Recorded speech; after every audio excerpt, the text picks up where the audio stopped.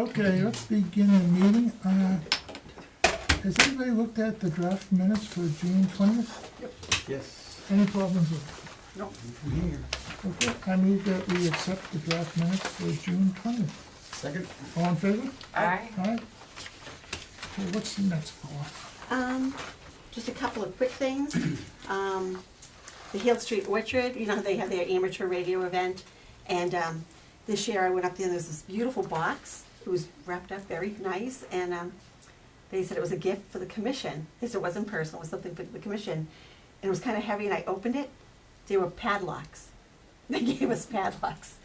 It was for the commission, but I thought that was nice because It is. we've had somebody who learned the combo, and we lost a lot of our locks at one point, our padlocks. They're expensive. So I thought it was just nice, and they always clean up, and they always, like, you know, they just do so much, and they also do extra stuff, like if there's maintenance. So I thought it was really nice, and they had beautiful weather this year. They didn't have torrential rain, they didn't have 100 degrees and humid, nobody fainted. It was, but it was really, there's a lot of people that come to that event. There's actually quite a few people that come to see what's going on. And then maybe Sunday, July 16th, this Sunday, I can let Pat maybe talk about what she's going to do on Sunday. Oh, we're gonna walk from the Walnut property at the, behind where the horses aren't anymore, and up to the peninsula, and, Wait a minute, what property? it's a DCR property called the Walnut property. It's the, if you go in, we'll have a sign up, a sign that will be at the, on River Road. This is where the West Side Trail, begins, when it's going to, there's an old rail bed that heads south from this property, and it's just south of where the training track used to be. Okay. One of our contentious properties these days. And we're going to walk, people to drive in, and some folks from the Neshoba Conservation Trust have done a little mowing and trimming back of attacking bittersweet, so that you can drive in and park right there. And that's actually DCR land, but that's fine, we have trail rights on it. And we're gonna walk north along the river and just look at whatever we see. Swat mosquitoes and deer flies as we go. Deer flies Deer- get Deer bad. flies yeah. are coming out, and It's their time. uh, And I give it 2 hours, but I don't know that we'll actually take 2 hours. It's a very short walk.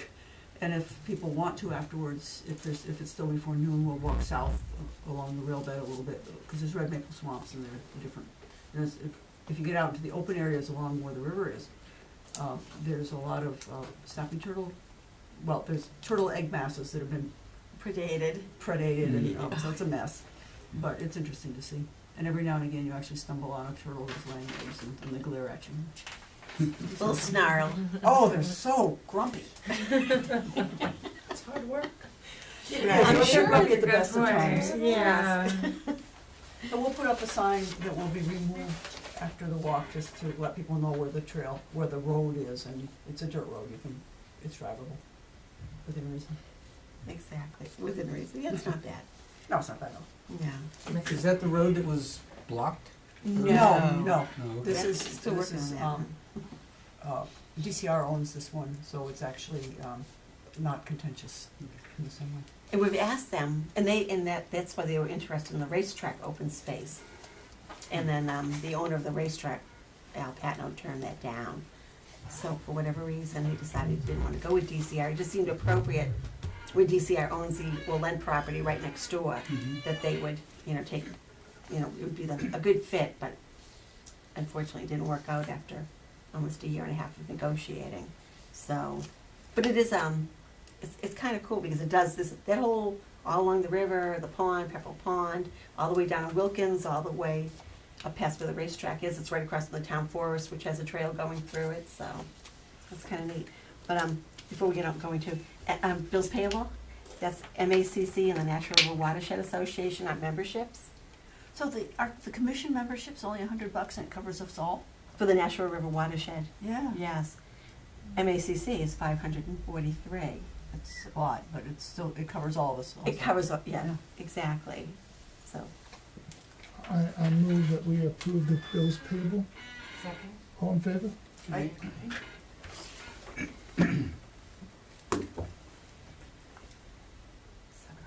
I wish we could be there Sunday. My son's in a state tournament. Oh, good for him. Well, it is good, but the game's at 9. I'm like, what? Maybe we could sneak over after. Scheduled for the rest of the year, till up through October. I know, I just keep missing that. Then I guess Well, that's important to It calls, the whole point of it is to call attention to the various conservation properties. You can walk them perfectly well on your own. Right, It's just nice to know they're there and how to get to them. right. I just enjoy your walks. I like having people along who are interested and wanna know stuff. Yeah. Yes, And yes. the Red Maple Swamp thing is very Oh, pertinent yes. right now, so I'll have Oh, if to. you wanna go to one, give me a call. Okay. I need your number. I'll get your digits after. So the second thing tonight is 7:20, won't be taking place. They postponed it to the next meeting, which isn't on the 18th, it's actually on the 25th. I have no idea where I came up with the 18th. Do you have a when to that? I You're thought doing a lot of something- things. Well, I did, and I'm like, I'm not gonna be here the 18th, but I'll be I here know, the I know. 11th. Exactly, well, thank you. So, I think that's, what do you wanna do? We're close, right? Yeah. And this is a continuation, Okay. so. Did you guys review the draft minutes? Yeah, Yeah. we approved them too. Yep, That's no, fine, I wasn't here, so that's, you did We- sign in, Yeah, the planning board had a meeting last time, I'm sure they'll fill us in on, okay. but that's kind of what we were waiting for.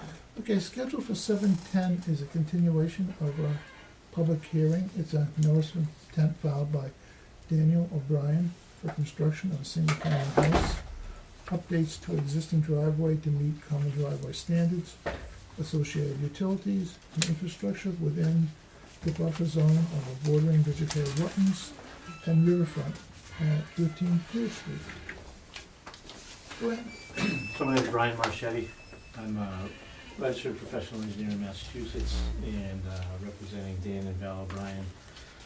Also with me tonight here is Peter Barbieri, the applicant's counsel. So we came before you last month for this common drive application, or for the notice of intent for a project, which is a common drive application special permit. Parcel's about 5.3 acres, and the applicant is subdividing it into 2 lots. So he's maintaining this lot here, his existing house, his existing garage and shed, and driveway and dirt parking areas are on. And we're proposing a new residence in the upland area on the back lot. For ease of access, because of all the wetlands on site through their own frontage, we're accessing through a proposed 30-foot common driveway accessing utility easement, which follows the same driveway alignment as in the existing lot. So, as I said, we were here last month. We discussed the project. There were a few things we were going to look at further for you. And also, we were waiting for our planning board meeting, which occurred last night. And the planning board did approve the project last night. And I believe Steve Parker did follow up with the agent. There were, town review comments were all received from, there were no comments from fire, from police, from Board of Health. We did have comments from water and sewer and highway, which all the comments were just utility related. They were very general in nature. We did respond to all the comments, and I have copies here of the comment response letters if you're interested. But we went through every one of them last night with the planning board and agreed that they were all addressed. The plans have been forwarded to each department, and Steve Parker is writing into the planning board decision that all the comments were addressed to their satisfaction. So one thing that we did discuss last time when we met was the proximity of the foundation to the 50-foot no-touch. We discussed putting together a plan where if we rotated the house slightly, we'd be able to kind of make more equidistant the corners of the proposed house outside of the 50-foot no-touch. Previously, we had only about 2 feet in this corner, it was 15 feet up in this corner and 4 feet here in this corner. So the house that's shaded back here is what you saw before. The darker house here is now what's proposed on the current plan, the plan that the planning board approved last night. Your concern was more how would we be able to dig for the foundation and stuff like that without impacting the 50-foot no touch. So we were able to hold the common point down here, shift the bottom out, so we got about 8.5 feet down here, 9 feet up in the corner, and 5.5 feet on this upper corner. Obviously a significant much more room down here. Rotating it as such gave us more than enough room where we can comfortably dig for the foundation. We discussed before that we're not proposing to raise the grades at all around the structure. It is the knoll, the high point on the land. There is no grading required. We're not putting a drop-in house deep to get a deeper walkout basement. We're maintaining a higher elevation where we'd be about 4 feet above grade, first floor, finished floor elevation, so that we would have a bulkhead and only minimize our excavation for the foundation.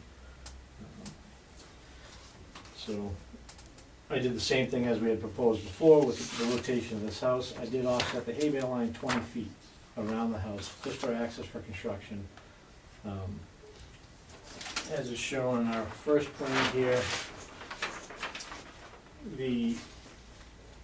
although you see all the wetland line here, the wetland line extends about 20 feet or so out into the current residence's manicured lawn area. So it is all maintained lawn all through here. So putting the hay bale line outside of that 50-foot no touch as a temporary disturbance is only impacting a manicured lawn area and not a vegetating wetland. I put together another plan here, just showing you with just some highlighted lines. And this is the current plan that was approved by planning board last night. So the changes that I wanted to show you, I don't know if you want me to walk through all the comments or just briefly go through each one of them, how it impacts the plan as it stands here in front of you today, was we had to add a couple of comments on the sewer. He wanted a sewer clean out, and they just wanted to see a little bit more detail. So all we did was provided where our existing sewer pump station comes out of the house in the back. Now that we've rotated the house, we do keep it well inside or outside of the 50-foot no touch. The pipe and the trench is all inside the 50-foot no touch. He wanted to see a detail of the pump station, so we just clarified the exact. So E1, I got the make and model there for a typical 4 or 5 bedroom home. It's a very simple installation. The DPW director said this is the one that they love and approve in town all the time. So we are going consistent with everything they've seen before. He asked to see some more details, so we just provided additional details on our detail sheet that showed how we connected the force main to the existing gravity system. The other comments were pertaining to water. Because it's a 450-foot run for the water main back to the house, they wanted a meter pit for the water meter pit. So we were showing the water meter pit here, right off the right-of-way. And we provided a detail for that as well. The other comments really were just for clarity. The water and sewer water department thought we were tying into an existing stub that was out here. It's not an existing stub, it's an existing water main that we were going to tie into. Comment we actually got back on Monday from a highway superintendent was that Heald Street was recently paved, so there's a 5-year moratorium, so we can't cut into the road. So the condition that they agreed to was that if the applicant builds this by the time the moratorium's over, we'd have to put a well on site. If he builds it after the moratorium's over, we'll be allowed to tie into it as shown on this plan. So I did show on this plan a well location here, potential location for private drinking water well. This location meets all of the Board of Health and Massachusetts offset setback requirements. It's greater than 15 feet from a property line. Right now it's 20 feet off the property line. It's greater than 50 feet from the proposed sewer infrastructure. We're about 70 feet from the proposed sewer infrastructure. It needs to be in a spot that's easily accessible for maintenance, which clearly is right off the side of the driveway. And it's on the upland side of the driveway, not the wetland side of the driveway. I have a question that's not, it's only peripherally a wetland issue, but it might be. If there's a moratorium on digging in the road, can you still access the sewer? Yes, because we are tying into, there's an existing sewer manhole here on Dan O'Brien's property. Okay, that's all I. So all we're doing is tying into right here with the sewer. We're proposing an easement across his property, and there's an existing sewer easement that runs across the abutter's property. So it doesn't, So- you aren't gonna have to move the well or anything, that's No. that's all I needed to know. There's Thank no you. impact to the right of way for utilities. Water would be the one. There's an existing utility pole right here on the site where we're tying in electric. So there is no other cut-ins or that we'd have to do into. Is the driveway impacted by that moratorium? No. They put a condition that, just had to meet the DPW specs for the driveway apron, which the whole driveway does. So there were no comments from, as I said, from from fire, police, and Board of Health. So for clarity, just showed the green line is the wetland line. This magenta line here is the 50-foot touch, and the blue line here is the 100-foot buffer. Did we discuss last time putting markers on the 50-foot? Yeah, so we have, because this is all a landscaped grass area, where was the note here? So after construction but prior to the issuance of a certificate of compliance, permanent snow markers shall be installed to demarcate the 50-foot no disturbance zone. Markers shall be installed flush with grade to allow mowing of the existing lawn area. So, Wait a minute, you had said last time that, at least my understanding of what was said, was that the lawn would only be mowed to the 50-foot from the time it was. not the 50-foot, we discussed that the markers would be on the 50-foot. No, to the actual wetland. Yeah, That it yeah, and I had discussions it. with Dan on that, and given the fact that your policy allows mowing up to that, he's reluctant to put anything in there. But I will tell you, if there was a requirement for some type of demarcation of the edge of wetlands, he wouldn't, we'd live with that. That was, we looked at the, he's absolutely right about the, Yeah. Yeah, right here, right There's a here. provision in the act and the local bylaw. Yeah. Well, the local bylaw says that you can maintain your lawn. Yeah. Right. Yeah. But I in think, the buffer. right, and, well, I think it's not under the jurisdiction of the Wetlands Protection Act now. They changed it from the minor Yeah. activity to it's not under. But I think my feeling is, we were trying to protect natural undisturbed wetlands, buffer zone areas. This is obviously disturbed, so I don't have any problems with that. But then the actual wetland edge, Right, we don't want them to mow into the wetland, Right. right. even So- though it has been disturbed. So probably better actually to have markers along the wetland then. Which is the green, as you were talking about, markers on the green. So we can Well, show us that's where the just- markers are, because I think that So helps. the markers that we've demarcated here would be at grade at the magenta line. The That's green the line is 50-foot. the actual wetland line. Yeah, but they Yeah. know into But that. you're- And we could delineate that too, if No, that's well, what you want us to do. I don't, Given it's not like where it is being mowed and it is already disturbed. There's probably no need to mark the 50-foot line. Mhm. Yeah. And that's probably more important to mark the The wetland line. wetland, The wetland, that, yeah. whatever, that's fine. And those we would not want to be flush, because we I'm want, sorry, I couldn't hear you. we do not want the marks on the wetland line to be flush, since we Right. don't want that mowed. We want them to be in the way. We Yeah, want them I mean, Like a butterfoot We typically. talked about, if you look at the entire delineation of that, that's a long distance to do a fence. Oh, yeah. But maybe a We're not asking for fence, a fence. I'm just thinking for your own protection, maybe a fence across the back line makes sense, and then We're demarcation. just looking for a 4x4 pressure-treated post. Okay, just We're space. just a little marker on it, says Yeah, don't disturb We the have wetlands. upstairs, yeah. We sell them for $4 Yeah. each, and so Alright. that's what we're looking for, really. That's fine. Something pretty simple. Along the edge of the wet, that, We've asked in the throughout past- the whole, for the posts, or they can use boulders, or they can use granite posts if they wanna Mhm. really permanent. But there are options on that, but we want the signs that.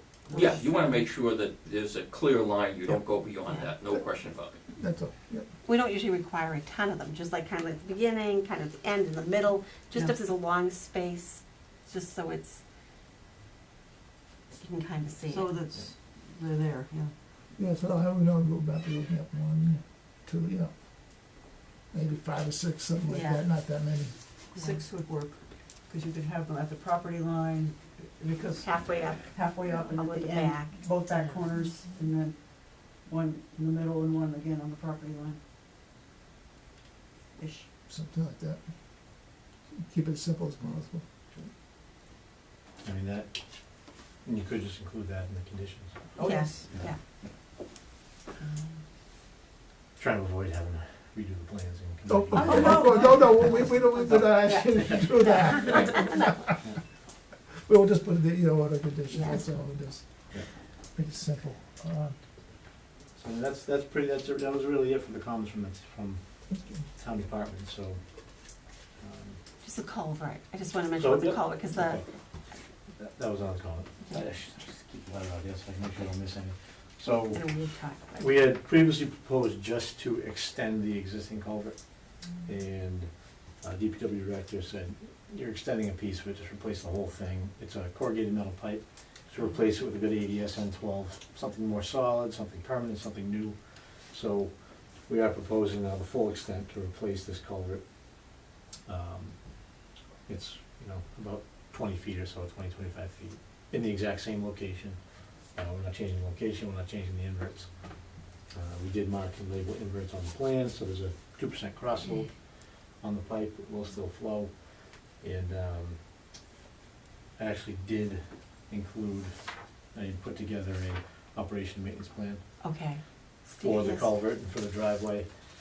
And the Just- town planner asked that we add a final sheet to this plan set that has the operation and maintenance plan on it, that has their conditions of approval on it, so that it's part of the recorded final set of plans that gets continued and recorded and be maintained in perpetuity. So that is being done. I'm just waiting to get the actual decision with the conditions from Steve Parker. Could the installation of that culvert be scheduled at a low water time? I can't really guarantee when this is all gonna happen, but I think one of the conditions If I'm should. installing it, I'd much rather do it when it's dry. Understood, but I think it should be another condition that this is the only drainage being installed. So when that is installed, it should be a condition that the Conservation Commission, somebody from the town is there to witness and observe the installation. Yeah, the last time someone put a perch culvert in, happened to be the town, and I made them dig it all out again and redo it. It's not supposed to be perched, right? That's what I- Oh, no. Of course not. Any other questions, comments? Anything from the audience? Sir, do you want to say? My comment was, so that, the Sucker Brook, the tributary that goes to Sucker Brook is right behind there. It's actually on that property line, it's my line, and then goes in that corner, far upper left, as well as, yeah, you can see it Double through V. there. The impact that would have to potentially that particular, our water table's very low there, it floods out, you guys know that, you've been down there many a time. What kind of impact this would have, to that particular area, to the Colieros land in the front, to mine on the side, and to the Nelsons in the back, as well as impact to the brook itself that runs alongside our common driveway, which abuts that particular O'Brien's property. Got a pretty large house going in, So it's a, coming off, it's a, chemicals from the lawn. I think that's a little far-fetched, but it's a single-family residence. It's an existing lot here. It's, this type of installation is a single family. It's exempt from the stormwater bylaws because it is a single family. It's actually up to four. Up to four is exempt from the bylaws. We are improving it, we're replacing the culvert. You're not changing the grade. We're not changing the grades at all. Everything's being And maintained. the lawn is already in existence. And the lawn is actually, having this much lawn around it acts as a vegetative buffer strip, which provides a high level of TSS removal, which this isn't a street that's gonna be sanded and salted like, you know, a public street would be, so I wouldn't be concerned at all about sediment removal. And I did put provisions in the O&M plan about sediment removal and not sweeping toward the wetlands and having it be removed, so we did address those provisions. And just for a comfort factor, because I thought the question would be asked, the existing driveway is all hard packed gravel, which has a curve number of 93. Pavement has a curve number of 98. And just doing quick numbers in HydroCAD over this, the 100-year storm off of the increase here, the 100-year storm impact would be less than, it was like 1.7 millimeters over this entire, and I only calculated for a volume, the area of wetland within his property. I didn't go to the rest of the wetland, it's all the way around the watershed here, so to say it's negligible is quite accurate. I wouldn't have any concern about the increase in runoff from this project. You also mentioned- DEP considers a gravel driveway to be impervious. Impervious, which the 93 to 98 curve number is exactly. practically the same. Your plan is to pave that driveway, right? Yeah. Did you talk about that a lot yesterday? Mhm. So how does that change things? Because our driveway's gravel, it was deemed that it has to be, you know, we couldn't pave it. But because from, of- from gravel to pavement, as you were just saying, is, it's considered impervious. The amount of runoff from a gravel driveway is almost the same as from a paved driveway. And in most cases, the runoff from a paved driveway is cleaner than a gravel driveway, because you don't have all the runoff carrying sediment from your driveway. And year after year after year, having to maintain and bring in more gravel and regrade and pave and compact, and so it's considered stable. There's a de minimis increase in runoff, and as I said, I put together an O&M plan that has a provision for sweeping and cleaning and removing, not sweeping toward the wetlands and the shoulders. But you were being held to a different standard. Oh, yeah, very much so. It was probably years ago, but I remember when DEP made that change, that they said it's now gravel packed, is now impervious. So, and they do the calculations, as you know, Mm-hmm. yeah. So, yeah, DEP has kind of changed their policy in the direction of So pavement's allowed now in these areas? If you wanted to do it, you It's You- under, you could come in as looking for an amendment, if you wanted to, you know, if that's what, if you wanted to pay your driveway, you know. No, I'm just curious, I thought I didn't realize that there was a change made to the policy. I mean, I know there's still a condition on your house, but Right, that we was had a done, condition. was early mid-90s or Right, something. right, exactly. But, yeah, Okay. so if that's something you might wanna think about, but, yeah. Yeah. no, that's okay, I was- do the amendment first before paving it, because we have a lot of people come in as they're selling and suddenly discover they've done something that was against the conditions, and so Right. it's all panic. Surprise, yeah. I have a question, just for the board, really. So, can he build, like, we passed the order of conditions, like, he can build without coming back in to see us? Or do they need to show, like, a plan for the house? Well, he's showing it. So this is just the potential plan, but if it changes, I know you said it might not happen, Well, the process at this point is we approve a plan with a footprint. right, I propose a big footprint, because I don't want it to be limited by something. right, so. if He you has to don't- go to the building department to get approvals for whatever footprint of the building he brings in. Okay. When the plans come to the building department, they distribute those plans to the other. Policies are written. Yeah. Oh, I see, okay, just wanted to. We have a So we'll have a chance to look at it. Right, and hopefully, it's gonna be within this footprint. Yeah, they've gotta be consistent. I mean, I with feel that. like it That's might all, have to be. well, within this the could be footprint, smaller, but- that's all. Okay, alright, And it could be Thank shaped you. different and Yeah. stuff like that. but- Yeah. just wanted clarification. So, anything else? Okay, I move that we issue order of conditions on this project. Second? All in favor? Aye. Thank you. very much.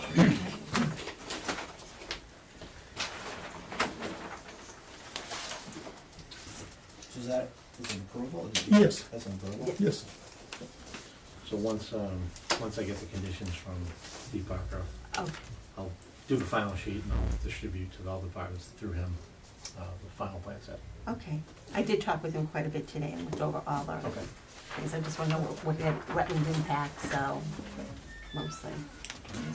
Thank you very much. Okay.